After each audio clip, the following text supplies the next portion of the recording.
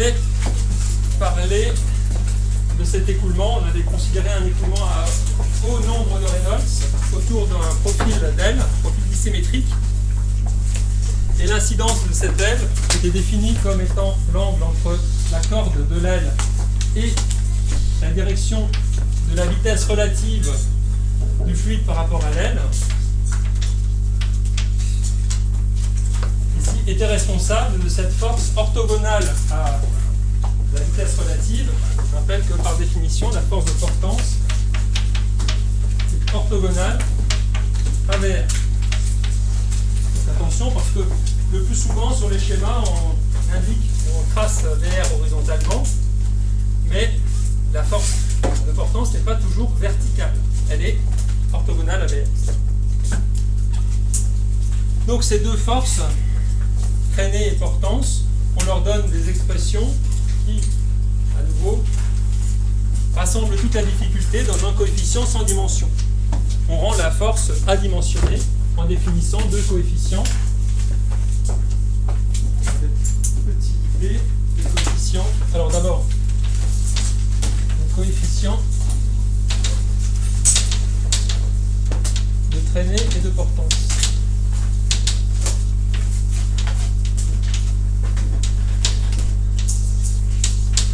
Le coefficient de traînée, on le connaît déjà, on l'avait vu, on l'avait défini dans le cadre de l'écoulement autour d'une sphère. Eh bien, il garde son expression, simplement. Il intervient dans l'expression Cx, qui dépend donc de I, du nombre de Reynolds. Et ensuite, il faut un terme qui reprenne les paramètres physiques de cet écoulement et qui nous renvoie une force. Donc, on avait déjà vu que la moitié de la masse volumique de l'air multipliée par la vitesse relative au carré était homogène à une densité volumique d'énergie et donc à une pression. Ce qui manque pour faire une force, c'est une surface, et ce qu'on utilise ici, c'est la surface à l'air, S, SA, qui est la surface de l'aile, la surface projetée de l'aile, projetée dans une direction perpendiculaire ici à la corde. Donc c'était le produit en fait de l'envergure et de la corde. Attention ici, c'est la surface à l'air.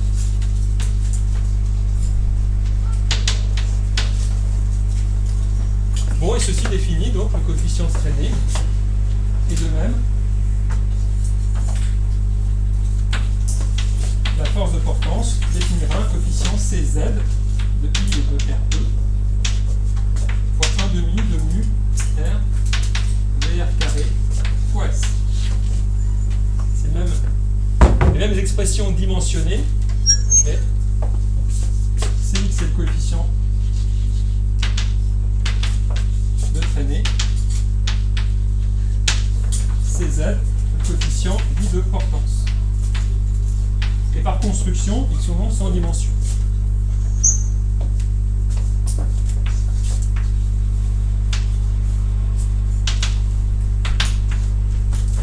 Ce sont des nombres. Donc ils traduisent simplement l'intensité de ces deux forces. Remarquez, à partir de Cz et de Cx, on peut aussi définir leur rapport, qui est appelé la finesse, qui dépend aussi de l'incidence I et du nombre de Reynolds. Cette quantité, on va montrer qu'elle peut avoir un intérêt. Donc c'est une manière de décrire, une loi phénoménologique qui décrit l'intensité de ces forces. Les coefficients de traînée et de portance sont en général mesurés. On mesure Cx, Cz. Pour une aile donnée, pour un profil donné. Et donc on mesure Cx, Cz pour différents nombres de Reynolds et pour différentes incidences I. Le résultat,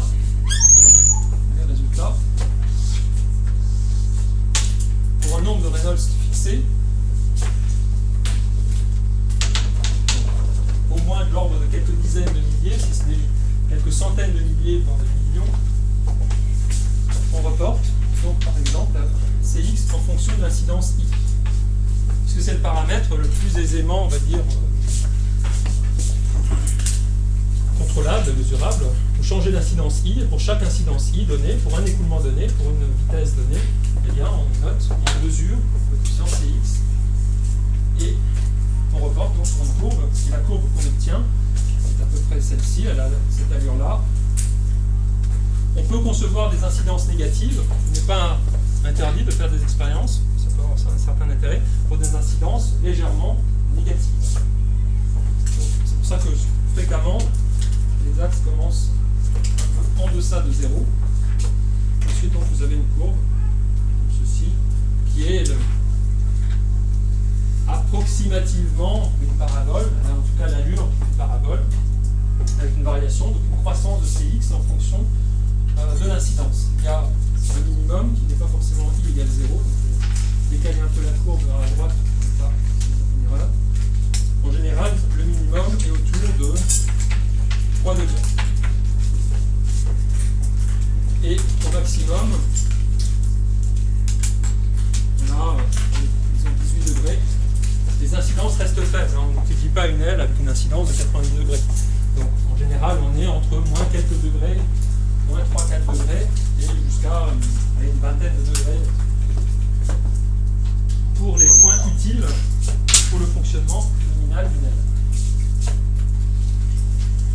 Ici, on a un minimum pour une certaine incidence. C'est minimum.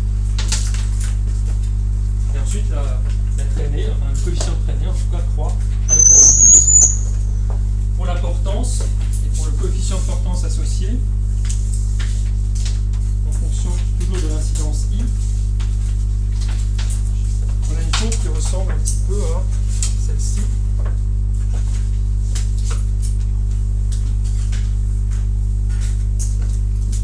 Croissante part d'une valeur qui est même ici négative.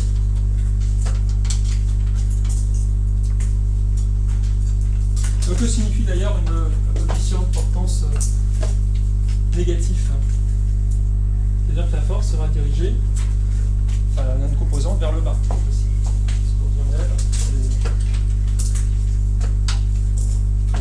Un point ici pour une incidence négative de CZ nul.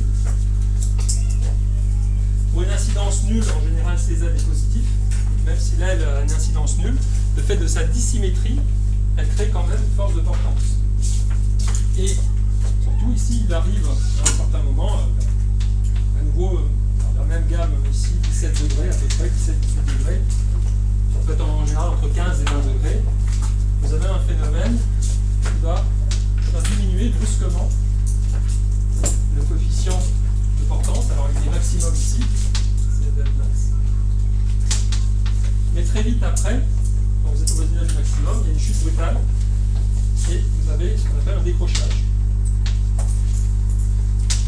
Le coefficient de portance chute brutalement au-delà d'une certaine valeur, qui est proche de 20 degrés.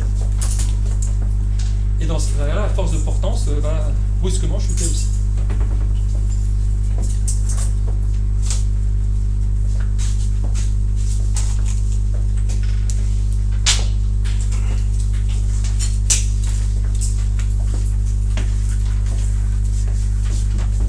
Plus fréquemment, au lieu d'étudier les deux courbes qui ont chacune leur intérêt, on reporte les deux courbes en une seule, en portant en abscisse le coefficient de traînée Cx et en ordonnée Cz.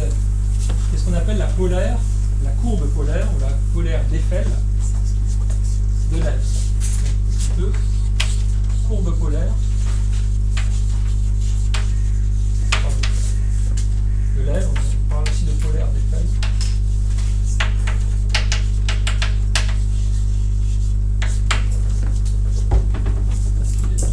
En particulier, Eiffel avait fait des études d'aérodynamisme pour sa tour. Alors, ça consiste simplement donc à rassembler les deux paramètres, les deux coefficients Cz en fonction de Cx. Et donc, les points remarquables, eh bien, ils se retrouvent sur cette courbe-ci, sur cette polaire.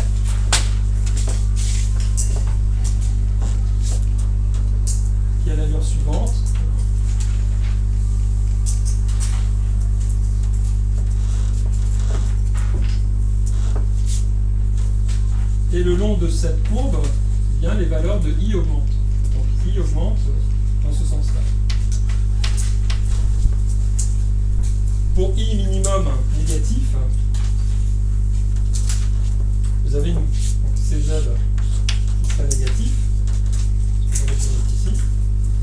Et au fur et à mesure que I augmente, donc là vous êtes au point tout à l'heure où la CZ était nulle, pas de portance. Il est toujours négatif d'ailleurs. On retrouve le point ici à la verticale, la tangente qui est verticale. Ici c'est CX minimum. Le point qui correspond à la tangente horizontale de la courbe qui correspond au CZ max. Et ici donc il n'y a plus de valeur parce qu'il y a décrochage. CZ chute à nouveau et il y a décrochage. La force de portance se réduit très rapidement. C'est la courbe que vous avez sur le document que je vous ai donné l'autre jour. Voilà, c'est la dernière page. Vous avez ici une polaire, donc une aile d'avion,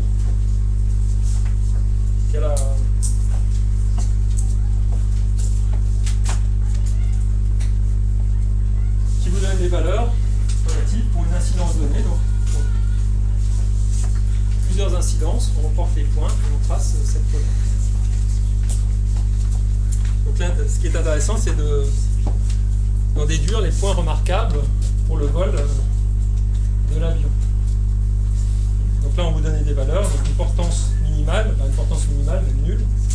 Une traînée minimale, c'est le, vous voyez, c'est correspond au point qui possède une tangente verticale, tout à gauche. En fait. Une portance maximale, voilà, l'angle de décrochage là, de 15 à 18 degrés, donc ça dépend beaucoup de l'aile, mais les ordres de grandeur sont bons. Et vous avez les valeurs des coefficients de traînée qui sont reportées, là, ici, c'est 100 fois CX et 100 fois CZ. Donc vous voyez que les valeurs de CX et CZ varient pour CX entre typiquement presque 2 jusqu'à 18, 10 moins 2.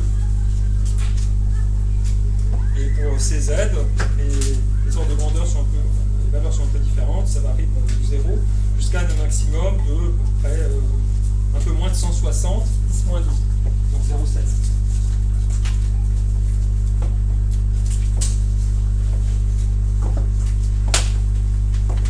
À quoi sert une polaire? Simplement à choisir l'incidence qui nous intéresse pour avoir les conditions de traînée et de portance voulues selon le vol que l'on cherche.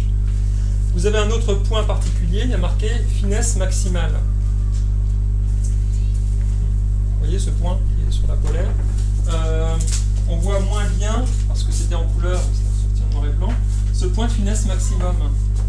Il est construit géométriquement comment sur la courbe? La finesse, c'est ça. C'est le rapport CZ sur CX. Où va-t-on trouver sur une courbe donnée qui a cette allure-là le point de finesse maximale? Si je prends un point quelconque dans ce plan CX, CY, CZ, qui n'est pas forcément sur la courbe, et donc je ce point-là. Géométriquement, où se trouve la finesse de ce point? C'est le rapport CZ sur CX, donc ça sur ça. C'est-à-dire encore la pente de la droite qui passe par l'origine et par ce point. La pente ici, ou la tangente de cet angle, c'est la finesse. Donc maintenant, si on se trouve en un point de cette courbe et on cherche quel est le point de finesse maximum, c'est le point qui, lorsque vous le joignez à l'origine, va avoir l'angle le plus grand. Donc la tangente la plus grande. Donc, faites circuler ce point sur la courbe. À un moment donné, vous trouvez une courbe qui est tangente, dont la tangente passe par l'origine. Et bien ce point, c'est le point de finesse maximale.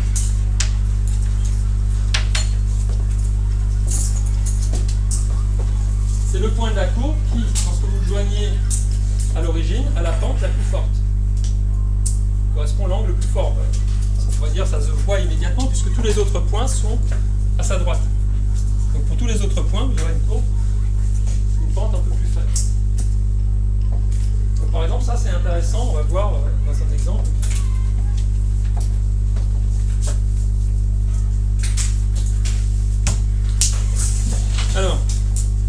juste avant de donner l'exemple, si on vous donne un schéma, je mets en guise de remarque, on commence un exercice, on vous donne une aile d'avion et une vitesse relative, mettons,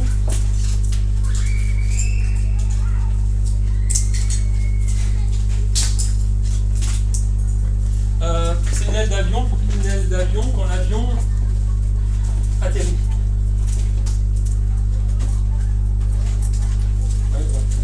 Perd l'altitude, cherche à atterrir. La vitesse relative de l'air. On suppose que l'air est immobile et que l'avion se déplace dans l'atmosphère. Et l'avion est en train d'atterrir. Comment vous voyez l'écoulement, la vitesse relative de l'écoulement par rapport à l'avion? Faudrait-il que je le fasse? L'avion descend. Sa vitesse à lui par rapport au référentiel terrestre, c'est une vitesse comme ça. D'accord? Il avance et il descend.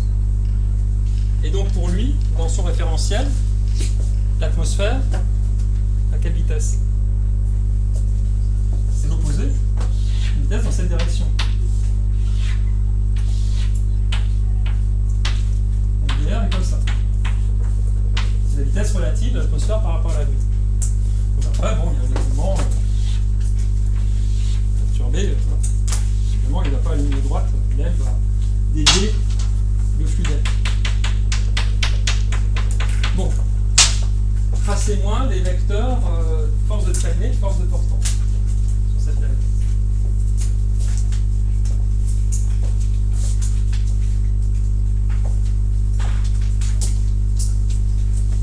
D'abord l'incidence de cette aile, ça c'est la corde, et la direction de la vitesse. Donc l'incidence serait cet angle-là.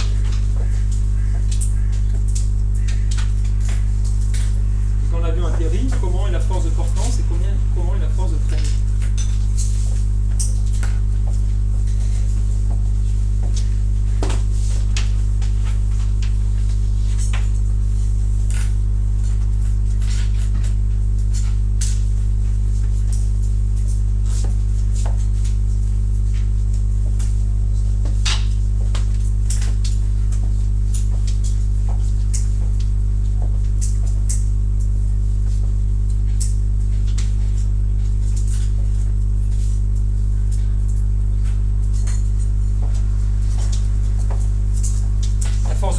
Comment? Peut-être la plus simple.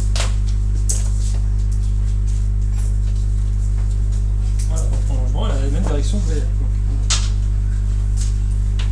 Force de traînée comme ceci. Et la force de portance. Donc on admet ici que on est bien. Le champ de pesanteur est bien ceci. L'avion descend. Et la force de portance, il faut que je la trace comment? Perpendiculaire à VR, donc comme ça.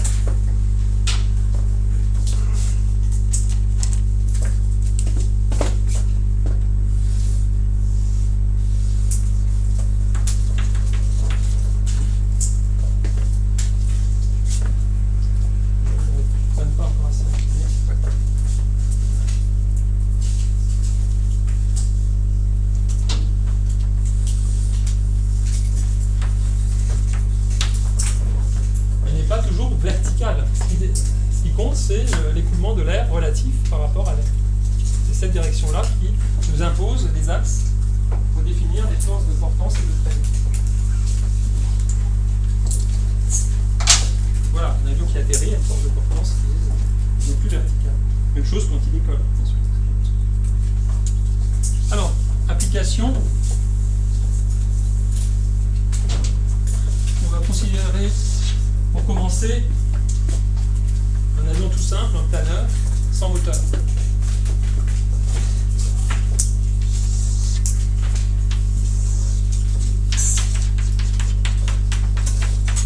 Le sol. Planeur.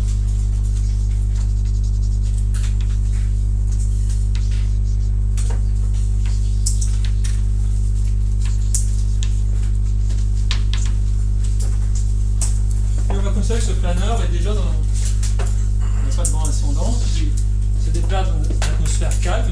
haut par rapport au sol. Et voilà, il descend tout doucement. La vitesse du planeur, on va la considérer uniforme et constante. Donc ça, c'est la vitesse du planeur par rapport au sol. On va considérer qu'il descend selon une pente rectiligne à vitesse constante.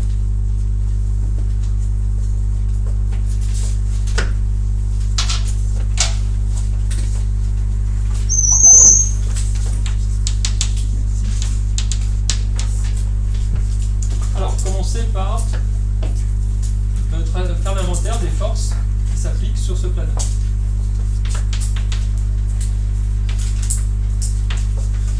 Inventaire et schéma des forces.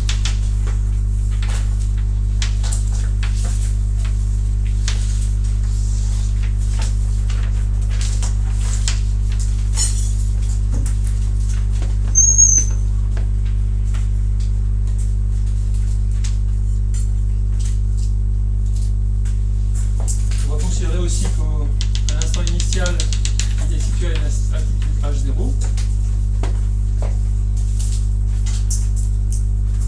Qu'il parcourra jusqu'au moment où il atterrira une distance L.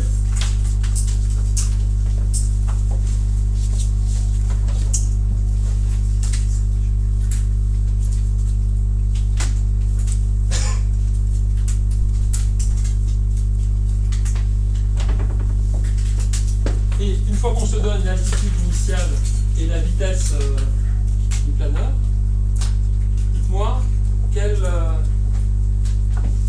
incidence il va falloir qu'il se place pour avoir le plus grand rayon d'action, c'est-à-dire pour maximiser la distance L.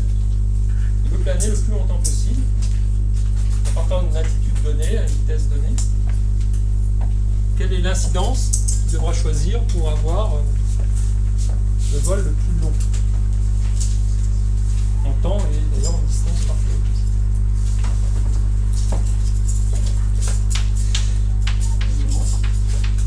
Veut maximiser L. Dans ce cas-là, quel I, comment choisir I, quelle incidence? L'incidence, c'est lui qui contrôle avec l'incidence. Ça n'a rien à voir avec. Attends, il faut distinguer la trajectoire de l'avion et son incidence. Par exemple, ici, la vitesse de l'aile par rapport au sol, c'est une vitesse qui est l'opposé de VR, et l'incidence I, elle ne dépend pas seulement de la vitesse. On peut changer, on peut imaginer qu'on peut contrôler l'incidence I pour une trajectoire donnée.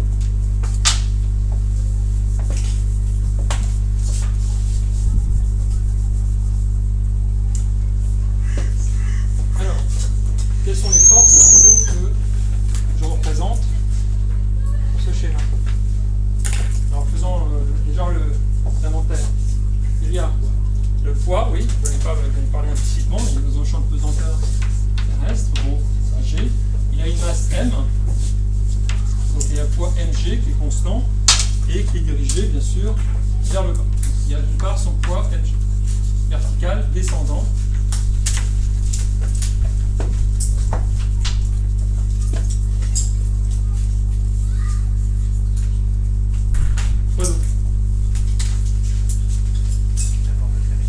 Donc les deux forces justement de l'écoulement de l'air autour du planeur, donc les forces de traînée et de portance. Et donc je dois représenter comment? La force de traînée, la vitesse relative, c'est la vitesse VR, c'est moins BP par rapport au sol, si on suppose l'atmosphère au repos. Donc dans la direction ici, la force de traînée est comme ceci, et la portance, d'après ce qu'on a dit tout à l'heure, elle sera orthogonale à celle-ci. La force de portance sera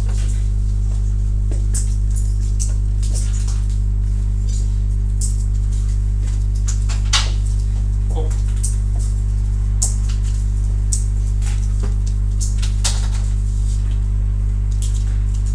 Maintenant, l'ensemble de ces forces extérieures appliquées au planeur doit vérifier une certaine relation de la dynamique.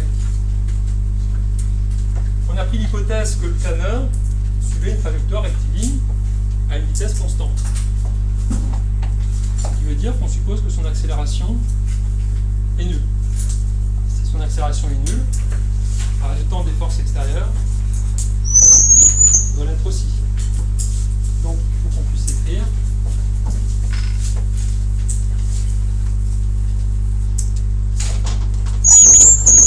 que l'accélération étant nulle, ceci implique que la force de portance plus la force de traînée plus le poids mg égale 0. Donc ces trois forces ne sont pas indépendantes. Et si on reporte, si on prend un axe X, axe Z, mg ici,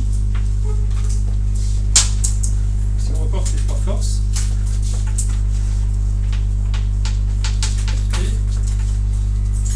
FP, donc je prends ici un système d'axes justement qui est collinaire aux deux forces de traînée et de portance respectivement. Il nous faut encore un angle. Alors l'angle, on pourrait définir, par exemple, qui s'appelle alpha, c'est l'angle justement entre ici la direction Z qui est portée par la force de portance et le poids. Dans ce cas-là, la projection de la relation vectorielle sur les deux axes x et y, donc sur x, on obtient ft moins mg sinus alpha égale 0, et sur z, fp moins mg cosinus alpha égale 0. On obtient ce système de deux équations. Donc ft égale mg sinus alpha et fp égale mg cosinus alpha. Et donc le rapport des deux, si on fait le rapport des deux forces, la force de portance sur la force de traînée va nous donner force de portance, donc cosinus alpha sur sinus alpha, ou si on veut, sur tangente alpha,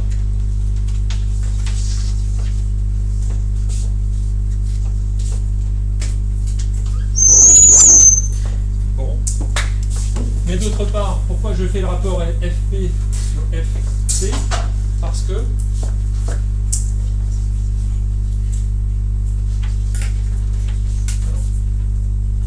d'autre part,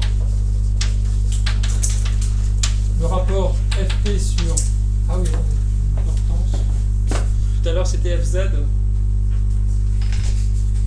Bon. Force de portance, FP, bon, ça va, c'est pas... Ou FZ. Ça sera bien FP sur FP, ça sera quel rapport? En fonction des expressions que j'ai données tout à l'heure. Ça sera CZ sur CX. C'est-à-dire ce que j'ai appelé la finesse. Donc ici, la finesse de l'avion, c'est aussi 1 sur tangente alpha.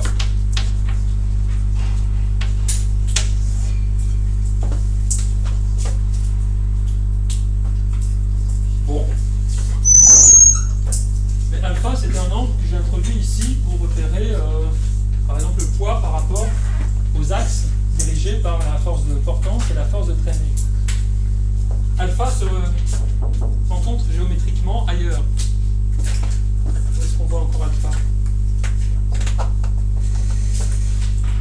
C'est aussi l'angle, si vous reprenez ça, c'est l'angle, c'est l'axe X. Par rapport à l'horizontale, non, c'est aussi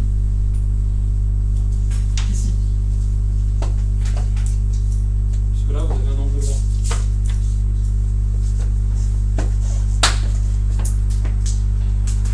C'est-à-dire que là, vous avez l'angle complémentaire, i sur 2 moins alpha, et donc dans ce triangle rectangle-là, donc on construit sur la hauteur et la longueur, vous avez l'angle alpha.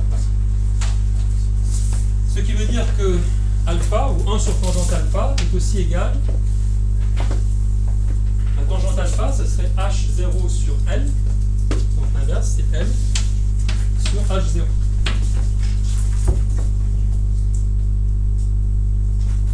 Donc la longueur parcourue, la distance parcourue horizontale, ce sera F fois l'altitude. F F est dans la finesse. Donc vous voyez maintenant l'intérêt pour un planeur, en tout cas, de voler à une incidence où la finesse sera maximale s'il veut avoir une portée, avoir un vol de diffusion possible. Donc l'intérêt c'est d'avoir F max I parce que on peut choisir tel que F de I égale F max. Pour avoir justement, pour une altitude donnée, ici la distance de parcours la plus longue possible. Et donc c'est le point qu'on avait représenté sur la polaire, qui était tangent, passé par l'origine, qui était tangent à la polaire.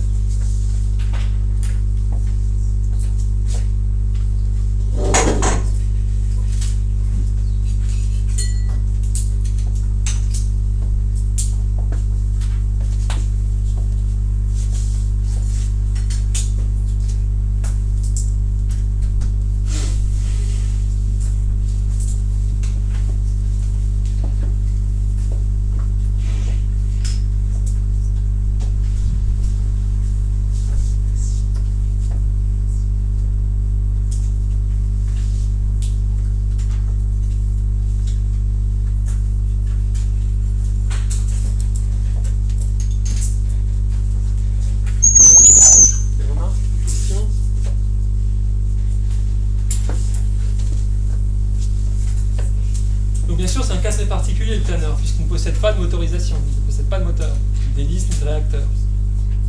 On peut aussi étudier le cas d'un avion qui serait en vol horizontal, à vitesse constante, mais avec des moteurs. Comment pourrait-on commencer cette étude?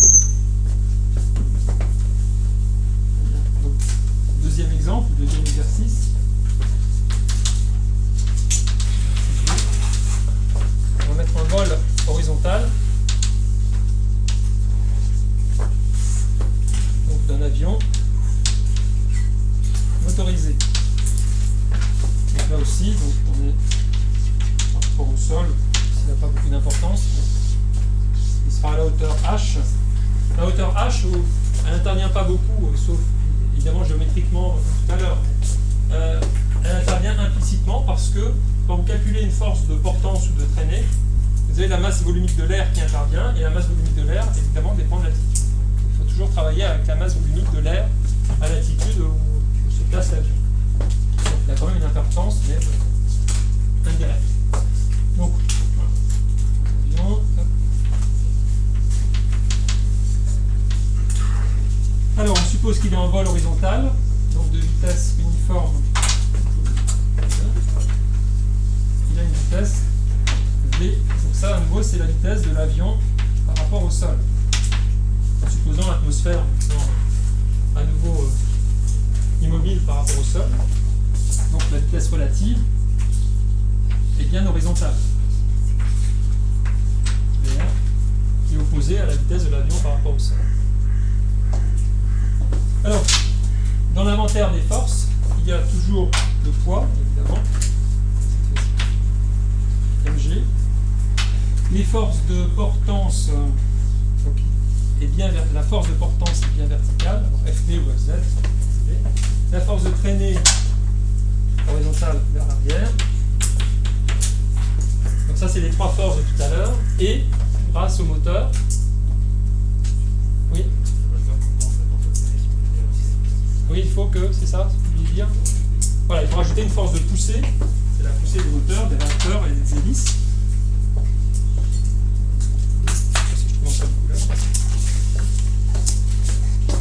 Cette fois-ci qui est dirigée en effet vers l'avant. Alors F de poussée, c'est la force exercée par les réacteurs, par exemple, sur l'avion ou les hélices sur l'avion. La force de poussée, donc n'existait pas tout à l'heure. C'est la force de poussée due aux réacteurs ou aux hélices.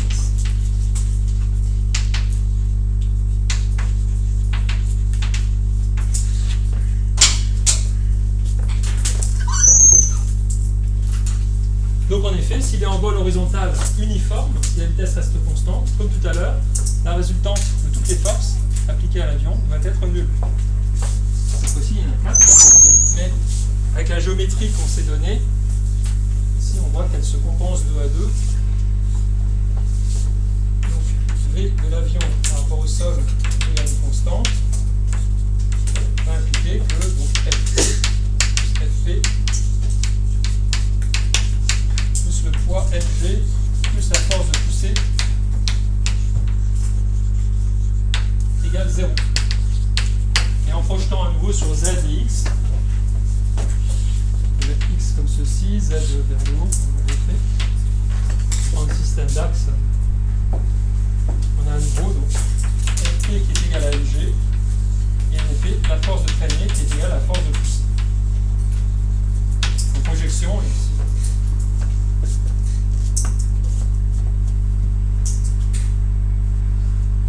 Et donc là aussi, le rapport CZ sur CX, si vous faites le rapport, CZ sur CX doit être égal au poids, rapport du poids sur la force de poussée, ou si vous préférez, la force de poussée est égale à CZ sur CX fois le poids. Donc le poids, ben, c'est une donnée, hein, il ne change pas tout au long du vol de l'avion, mais la force de poussée ben, doit... en vol horizontal, doit être tel que le rapport CZ sur CX, qui est la finesse, à nouveau, et que vous déduisez, donc c'est CX sur CZ, puisque j'ai mis le poids ici, c'est en fonction du poids, donc c'est l'inverse de la finesse, mais les rapports CX sur CZ, aussi, pour une incidence donnée, ben, il faut trouver l'incidence pour que, à partir de la polaire, CX sur CZ, et la valeur, de la poussée qu'il va falloir exercer.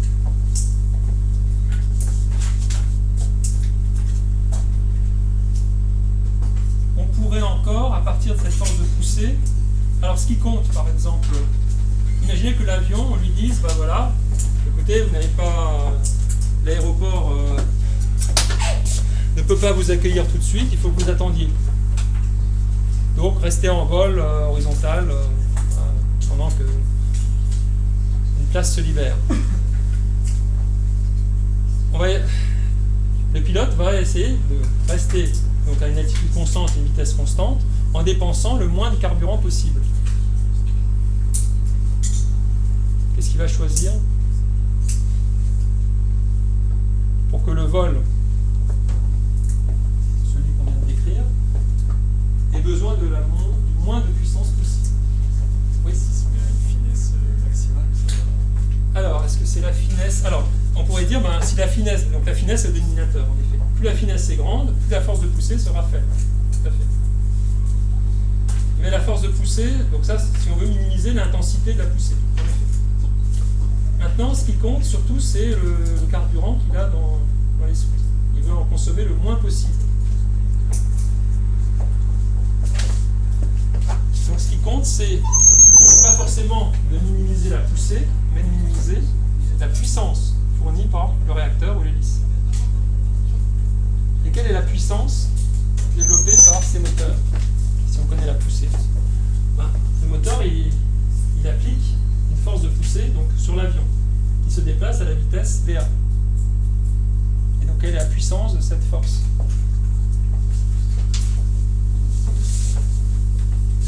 Vous avez un point qui se déplace, une force qui agit sur ce point, qui se déplace à une vitesse V, quelle est la puissance de cette force? Oui. Oui, voilà, c'est le produit ici, parce qu'elles sont dans le même sens. Hein. Les deux vecteurs, pardon, la force et la vitesse sont dans le même sens, donc c'est simplement le produit.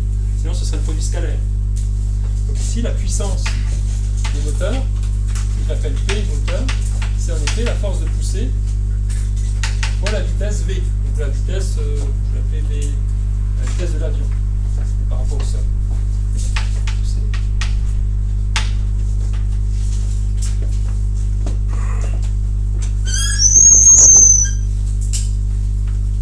Bon, et alors la force de poussée c'est CX sur CZ fois MG. Bon, MG c'est une constante. Et alors, en fait, il faut, vous voyez, minimiser CX sur CZ fois la vitesse de l'avion. Oui, mais la vitesse de l'avion, est-ce que ça dépend de CX et CZ?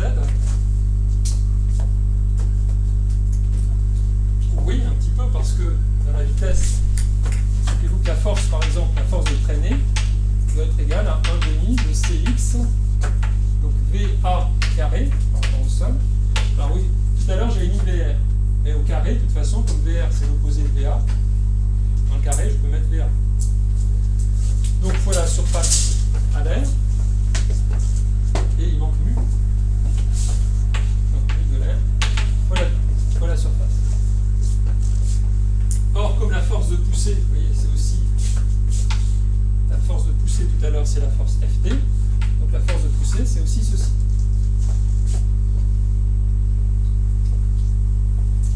Ou si vous préférez, la vitesse, maintenant je la déduis de Ft, et Ft c'est la force de poussée, et j'obtiens une fonction de Cx et Cz qui n'est pas juste le rapport Cx sur Cz. Si on exprime tout en fonction de Fg, donc la force de poussée c'est ça, c'est Ft, donc ça c'est aussi Cx sur Cz fois Mg. De cette égalité-là, je déduis VA par rapport au sol. Ça va être Cx sur Cz, donc Mg. Alors, on divise par S, donc ça c'est des termes constants, fois R. R, en multipliant par 2, les termes constants, et en divisant encore par Cx, oui, donc Cx se simplifie, hein. Et ensuite il y a une racine, 1 demi. Et donc la vitesse va ajouter encore un terme en racine de Cz. Donc la puissance du moteur va être égale à, alors on a plein de termes constants, ceci, il y a encore Cx sur Cz, alors je rassemble les Cx sur Cz qui viennent de là, donc Mg. Et maintenant la vitesse de A par rapport au sol, c'est encore 1 sur Cz puissance 1,5, et ensuite tout le reste, donc Mg, 2Mg sur S mu R à la puissance 1,5. Et donc c'est Cx sur Cz à la puissance 3,5 fois tout le reste, donc Mg, 2Mg sur S mu R à la puissance 1,5. Ça c'est constant. Mais ça, voilà, c'est une fonction de l'incidence, puisque Cx et Cz sont eux-mêmes des fonctions de l'incidence. Donc il faut choisir l'incidence telle que la fonction Cx sur Cz puissance 3,5 est minimale, pour avoir la puissance à développer minimale. Et ce point-là, vous l'obtenez en général, alors vous pourrez chercher quel est le point caractéristique, quelle est la propriété de la dérivée de la fonction Cx sur Cz, en cherchant le minimum. Bon, on cherche le minimum d'une fonction, on dérive et on cherche la dérivée nulle. Et c'est lent. Alors ils appellent ça le taux de chute mini, oui. Ils n'auraient pas dû l'appeler comme ça, mais il y a un point qui est un peu au-dessus du point de finesse maximum, et qui représente le point où la puissance développée par les moteurs est minimale pour un vol horizontal à vitesse constante. Donc ce point aussi est intéressant, puisque c'est le point, on va dire, de vitesse de croisière, de vitesse constante, et on a besoin de moins de carburant possible. Mais c'est un peu plus compliqué à chercher.